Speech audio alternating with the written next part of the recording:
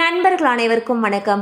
இன்னைக்கு நம்ம இந்த வீடியோவில் தமிழகத்தில் 12ஆம் வகுப்பு பொதுத் தேர்வு முடிவுகள் குறித்து மிக முக்கியமான தகவல் ஒன்று வெளியாகியுள்ளது. ஸோ அதை பற்றி தான் இப்போ நம்ம பார்க்க போகிறோம். தமிழகத்தில் 12ஆம் வகுப்பு பொதுத் தேர்வுகள் கடந்த மார்ச் 3ஆம் தேதி தொடங்கி மார்ச் 25ஆம் தேதி வரை நடைபெற்றது.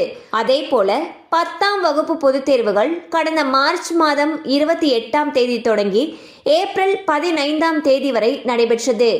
தமிழ்நாட்டில் 10, 11 மற்றும் 12ஆம் வகுப்பு பொதுத் தேர்வுகளை சுமார் 25 லட்சம் மாணவர்கள் பங்கேற்று எழுதியுள்ளனர் என்று பள்ளி கல்வித்துறை அமைச்சர் திரு அன்பில் மகேஷ் பொய்யாமொழி அவர்கள் தெரிவித்திருந்தார்.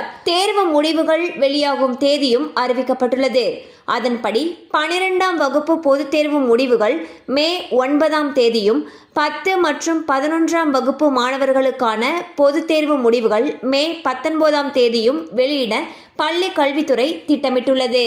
தேர்வு முடிவுகளை மாணவர்கள் தமிழ்நாடு அரசு தேர்வுகளின் அதிகாரப்பூர்வ இணையதளங்களான tnresults.nic.in மற்றும் dge.tn.gov.in ஆகியவற்றில் தங்களுடைய பதிவு எண் மற்றும் பிறந்த தேதியை பதிவிட்டு முடிவுகளை அறியலாம். மேலும் மாணவர்கள் பள்ளியில் பதிவு செய்திருந்த தொலைபேசி எண்களுக்கும் உடனே தேர்வு முடிவுகள் அனுப்பி வைக்கப்படும்.